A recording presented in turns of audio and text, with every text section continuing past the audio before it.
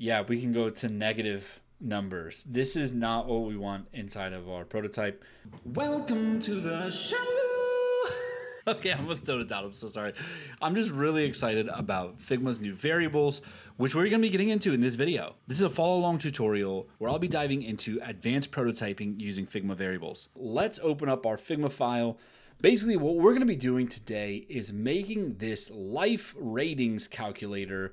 Basically, as we increment and decrement our confidence, our goals, our relationships, and our diet, this is going to shrink in and out. So it can go down to 1 or it could go up to 10, basically all 4 angles. So you can end up kind of having something like this, like picture a mood tracker app where you can kind of look back at like a global scale and you see like a bunch of these kind of graphs, pin, pin, pin, and you're like zoomed out and you can kind of see like, oh wow, my relationship has like consistently been good, but my goals aren't, right?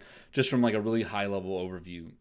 And down here, basically, I have a little bit of what this prototype could be in the old way of doing things. So I'll go ahead and flip over to prototyping, press this little button right here, and we'll get this popper to preview kind of what we've got here. I basically only took it down to 8, but to cover every single combination here from 10 to 1, that's going to be 10 times 10 times 10 times 10. So 10 to the power of 4th, or 10,000 different screen combinations.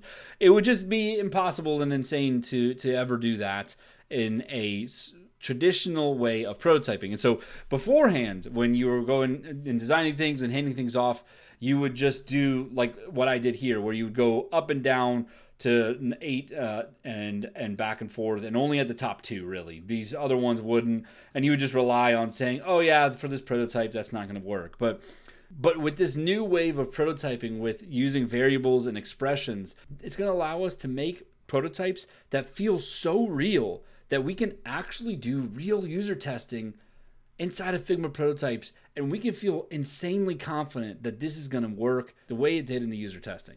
So anyways, I'm going to go ahead and delete these guys because we are going to basically turn that entire prototype into just one thing. Isn't that insane? It's just amazing. So I'm really stoked. So let's go do it. Every advanced prototype that you do, you really need to start by walking through the steps that you're going to go take in your prototype. Because if you just start going and saying, okay, when I press the plus button, it's going to do this and that, you're really going to start hitting some walls down the line that makes it really difficult to work with. And you're going to end up doing a lot of rework. So let's go ahead and write out our steps that we're going to take. So we need to create a set of variables for each of our ratings. So that'll be from 1 to 10. Once we have that, we need to make it so that this graph can update. The way we're going to do that is through components and setting basically the variable number is going to auto assign the variant of our component. We'll get into that, don't worry. If you're not familiar with prototypes, or if you're not familiar with components, don't you stress about it at all. We will solve that and walk through that. But make component with 10 different variants named 1 through 10. Okay, so we'll have our graph set up. We'll need to add that component 4 times and assign the variables, the corresponding variables. Okay, so that'll cover the up and down nature, but it won't actually update without us making these connect to the graph and to the variables themselves. So we'll go ahead and create a rating plus minus decrement, incrementing by updating the corresponding variable. Oh, okay, let's just make sure that we also assign the number, assign the variable to the number label. Perfect. Okay. So these are our steps. Let's go do it. I'm going to go ahead and make sure I'm not clicking anything. If I'm selecting anything, it's going to change this panel over here on the right. But if you press the escape key, right here we'll have our local variables. I'm going to just make this page a little darker. Yeah. So right here we'll have our local variables. This is basically the default, empty state of variables. We're just going to go ahead and create a number. So we'll call this one confidence. We'll set that to 6. Set my goals to a 9 because your boy's working with Figma. Yeah. Relationships, set to a 10. Diet, set to a 4. Yeah. By the way, as I'm clicking here, I'm pressing Shift Enter, and it's automatically creating a new one. So it's going to create the same type of variable as well. So if I was making colors like background, and we'll just FA it. If I was to press Shift Enter, it's going to create another background or another color, and it's going to try to increment it like background 2, 3, 4, 5, 6, like that. I'm just going to delete all of these. Okay, perfect. So that should cover the variables that we need, right? We've created our variables for each of our ratings, 1 through 10. So I'm going to delete that. And now our next step is making the component with 10 different variants. So I'm going to size this back up. I'm going to drag this out by holding Option or Alt key. Drag that out. I'm going to wrap that inside of a frame. So that's Command Option G or Control Alt G. Now I've got it inside of a frame, and this is basically our graph. So I could turn that into a component, and then from there I could create a new property with by adding a variant here. And then I could just duplicate this out, size it down. But that's actually like kind of hard to do. Like as you saw when I was like adding that, it didn't kind of like overlapped it. So I like to actually map these out inside of frames before I turn them into components. And then I select them all and create a component set. So let's go ahead and do that. A great thing is also if you come up with a naming convention like graph equals 1, or this would be 10. Let's just actually call this 1. So I'm going to size that all the way down to 5. Boom, boom. Okay. I'm going to just make this dark so we can see it easily. So now that I've put graph equals 1, when I duplicate this by holding Option and dragging, it's going to automatically increment it to graph equals 2. So I'll just size this back up to 50. Put that in the center. Graph 3. I'll kind of start stacking them a little bit too. So this would be 75. So basically it's going up by 25 pixels each time. So I've got my graph set up here. I'm going to go ahead and tidy that up and show you them all together. So I've got 10 graph points that go from 10, 9, 8, 7, 6, 5, 4, 3, 2, 1. So I'm going to grab all of those, and then up here, if I was to press this button, it's going to turn all of those into one component. That's not what we want. So we're going to undo that and press this caret just to the side of it. That's going to pull up this little drop down, and right here we want to create a component set. And so look right here, it automatically put all of them into one property, going from 1, 2, 3, all the way up to 10. So right away, we now have our variants that are named as the numbers.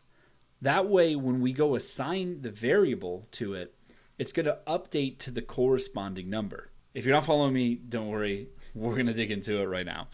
So I'm just going to go ahead and drag over the 5. I'm going to put it in line with the, actually I'll put it to 10 just so it's easier to read, right? Yeah, okay. So this one I'm going to rename to confidence. I'm going to color pick it by selecting the graph itself and then color picking over there. Oh, and actually I want to have it behind this grid. So if I press Command and the left bracket on my keyboard, it's going to move it back in the view. Cool. So we've got confidence. I'm going to duplicate that with Command D. I'm going to hold Shift as I hang just to the right in this top corner. And as I'm dragging around, it's going to go ahead and rotate perfectly. So I'll call that one goals. I'm going to duplicate that again. Call this one relationships. Duplicate it again. Call it diet. Perfect. So I'm just going to select those and press the I key to be able to color pick right away. So now we have all of our graph set up. Now what we need to do is actually anchor this to the variables.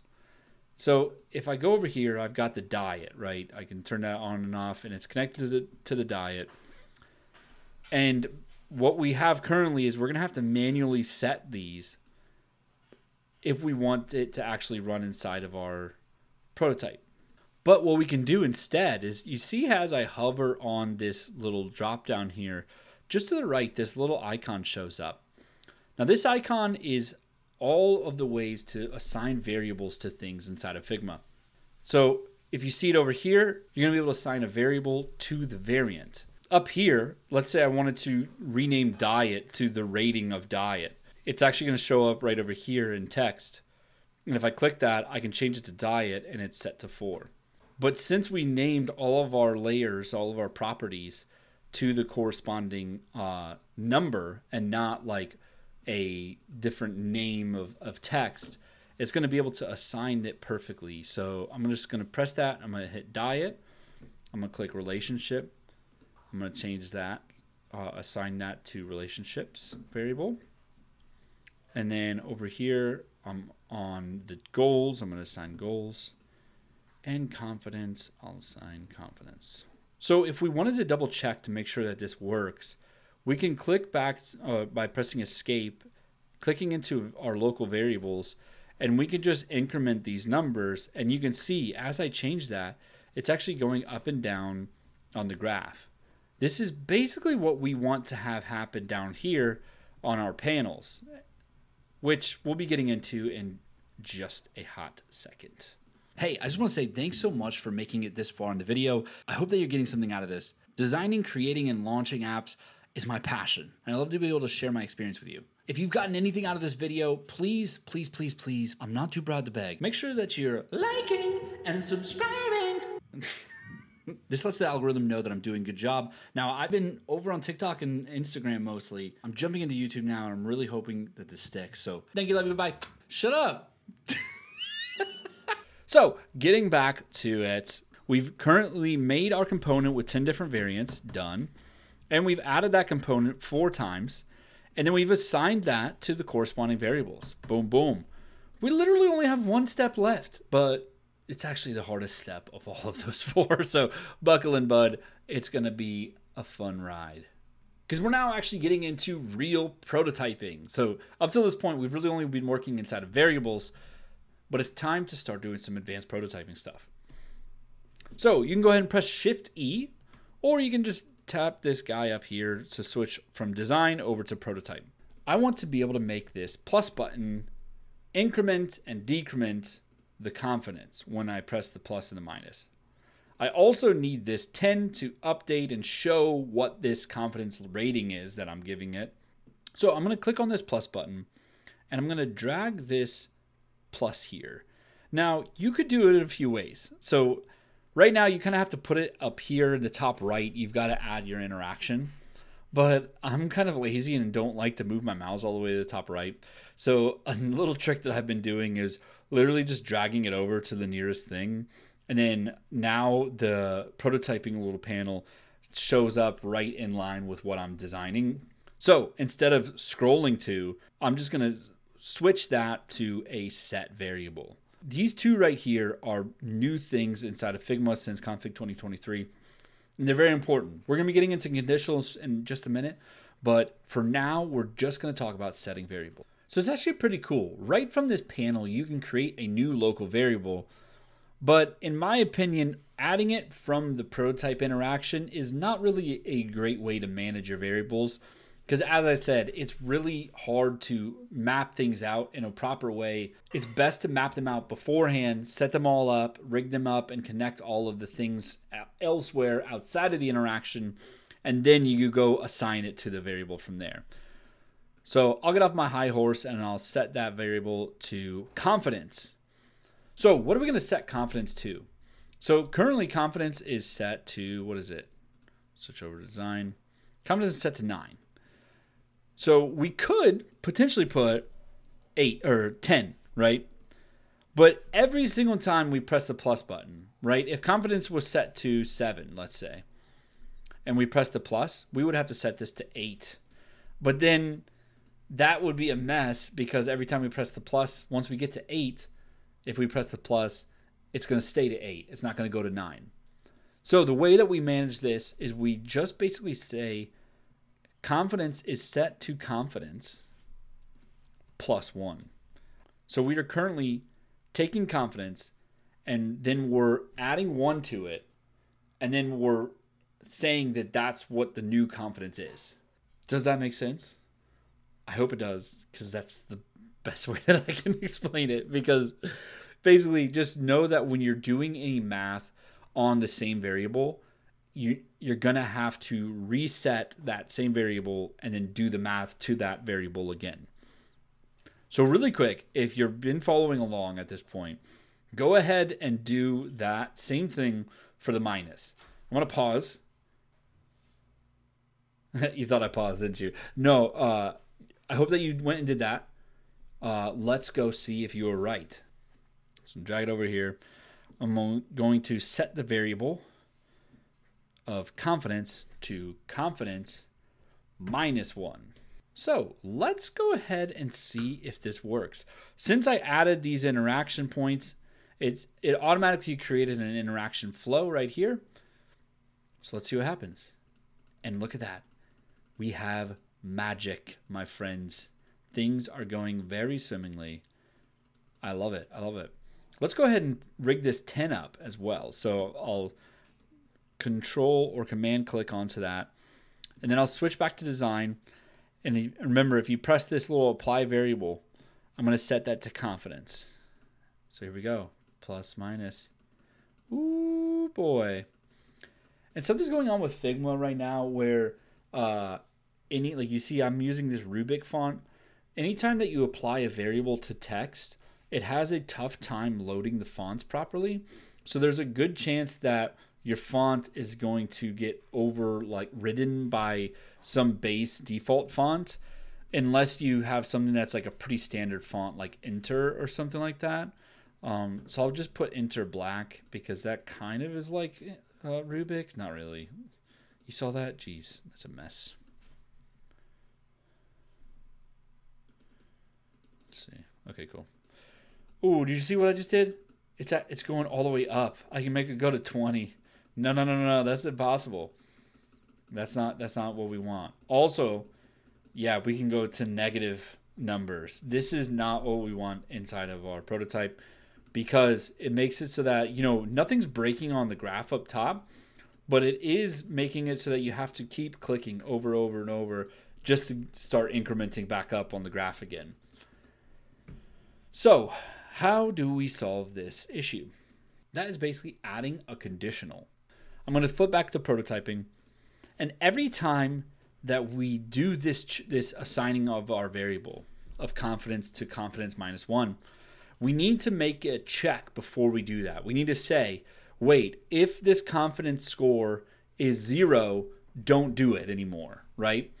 So how we do that is you see this plus button right next to the X. What that does is it basically kind of stacks interactions all right from pressing click. So that's also a new feature inside of Figma. We can do a lot of things all at once. We can set 4 or 5 variables all at once by just pressing the plus or the minus. So we've been working in set variable till this point. Now let's talk about conditionals. Basically what a conditional is, and this is actually pretty in the weeds around coding. If you're familiar with JavaScript or any other kind of programming, this will feel right at home for you because basically what we're doing is we're making an if-else statement.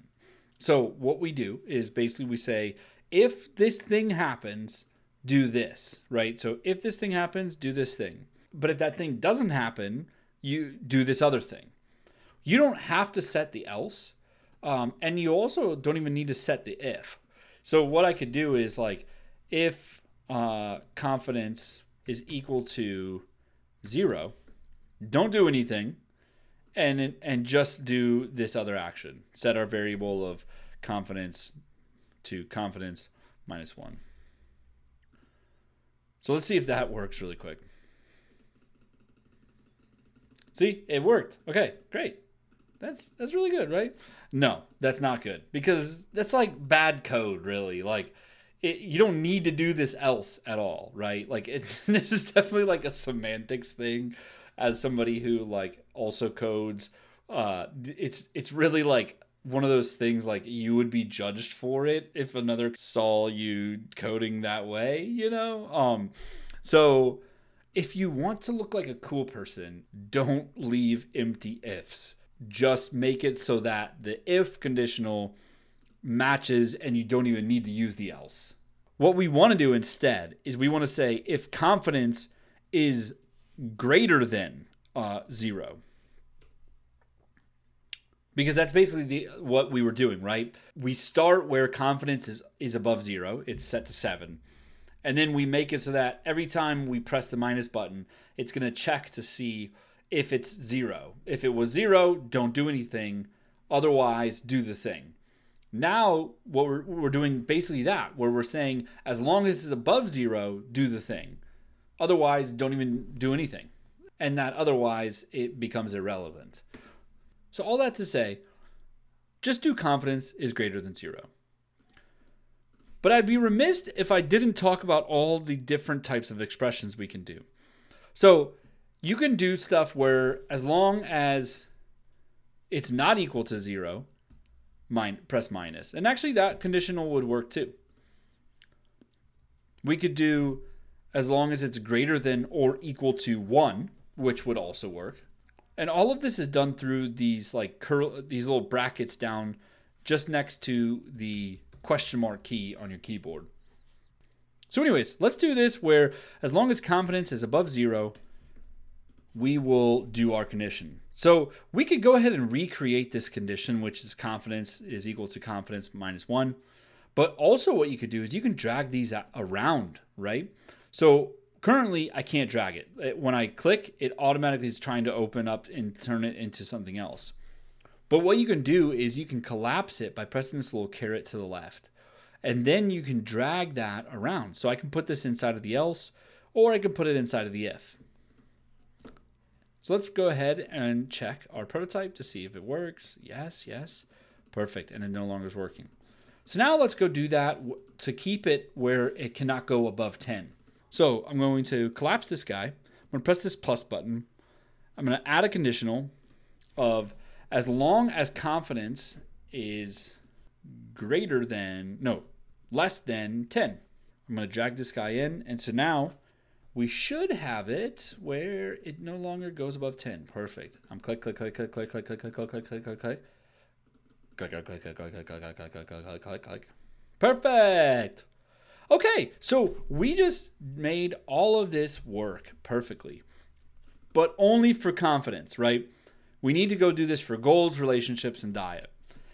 So what you can do is go recreate those things. You could, add these conditionals, the same conditionals over here, and you could also add the minus over here as well, and do that to each one. Every time you make a change, if you were to, for some reason, make it so you can rate it up to 20, you would have to go in every single one of these and open this guy up, make this set to 20, and you would have to do that every single time on all 4 of these ratings. What if you add a 5th rating for some reason? Well, this is going to make it such a nightmare to work with, and this is why you should instead make these components.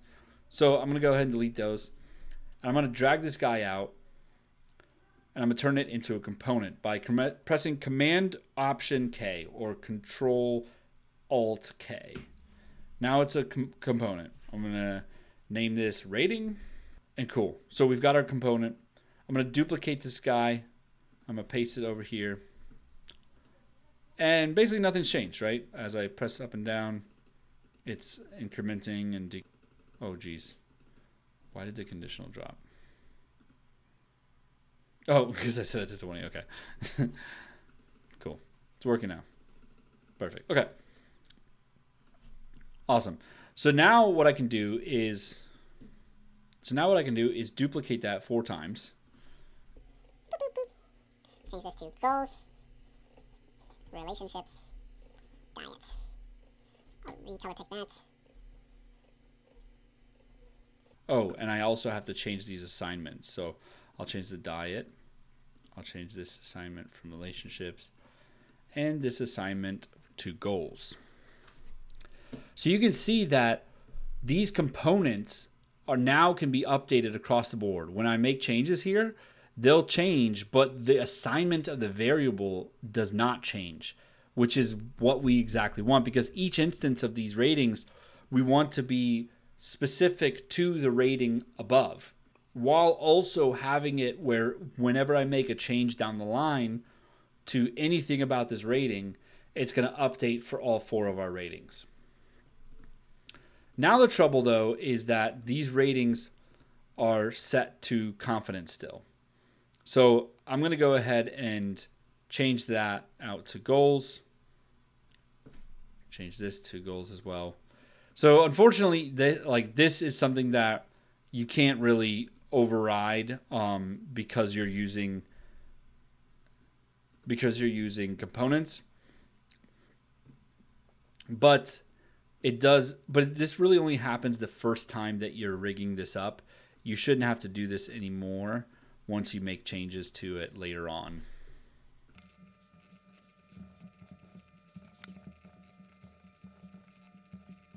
We should have a fully working prototype here for all 4 of our ratings. Let's check it. It's updating goals. It's updating diet. Yes, it's updating relationships, and it's updating confidence. Look at that, everybody. We did it. Congratulations. I mean, like, I think I can retire off of this prototype. Like, it's gonna be a big one for me, really. You know what? Actually, I just realized I made a big mistake here. All of these minuses should only go down to 1. So let's go update that. Yeah, because I didn't set up a variant for 0. So we got to go update those over here as well. Just put that to 1. And now I have a prototype that's working perfect. Okay, cool. Congrats, everybody. If you've been following along, you just did some really cool stuff. Hey, you made it to the end of the tutorial. Thanks so much for being here. I hope that you got something out of this. If you have any other ideas for me to make content about, please drop it in the comments, and also make sure to give that like and subscribe a nice little tickle. I've been designing and making apps since 2010. I've got a lot of experience to share, and I want to help newcomers jump into the industry. It's so hard to know exactly what you need to know, when you need to know it, and how to show that you know it. So that's what I'm hoping that this channel can do for anybody who's jumping into the tech and startup world. See you on the next video. Bye!